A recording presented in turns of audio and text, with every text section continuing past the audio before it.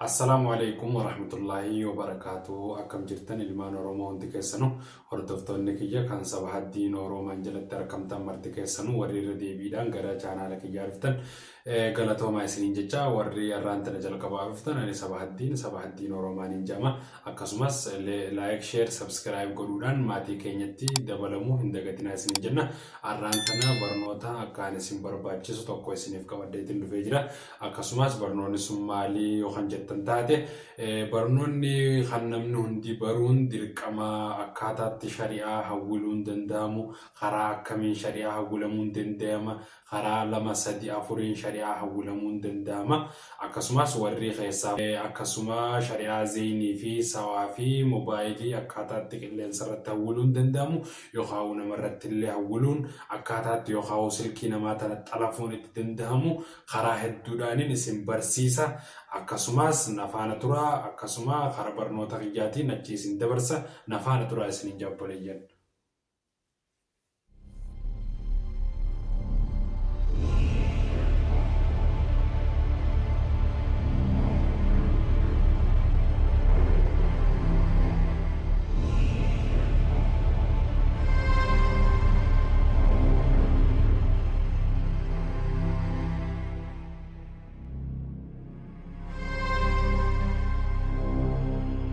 الردي السلام عليكم ورحمة الله وبركاته. هردفتوني كيا مرتقسن وشمار كفون سنين جتا warroonni irraan tana jalqabaaf dhuftan ani sabah addiin Oromaanin jama like share subscribe godhuudhaan maatii keenyatti dabalamuu hin dagatinaa isiniin jecha akkuma mata duree irratti isinitti hime sanitti barnoonni arraaf isiniif qabannee dhufne akkaataatti shari'aa takka hawwiluun danda'amu shari'aa takka xalafuun danda'amuun isinitti himuuf deema akkasuma poonee nambarii keenyarra ni galla poonee nambarii keenyarra yeroo galle akkana goone akkanatti riqicha urjii barreessinee lama takka goone akkas goone lakkoofsa xalafuu yaanu kana itti galchina.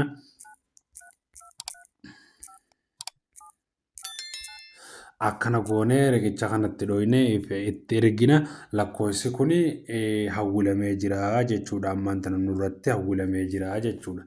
Akkasuma ammallee karaa biraatiin akkaataan itti qilleensarraa ammaas akkaataan itti hiikkachuu dandeessan riqicha tuyxanii 20 takka gootanii riqicha tuyxanii akkana irra gootanii jechuudha. Sanbooda maal fida barreeffama tokko fida asitti obsaan eeggadhaa.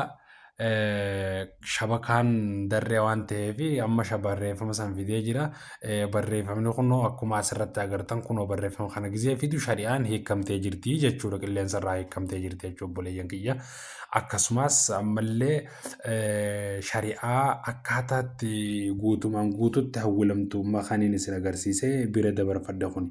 Amma mootu karaa tokkoon akkaataatti abbaa shari'aa birallee dhuftee nama kan birallee ga'uu dandeessu akkaataan itti hawwilamu karaa lamaan jechuudha.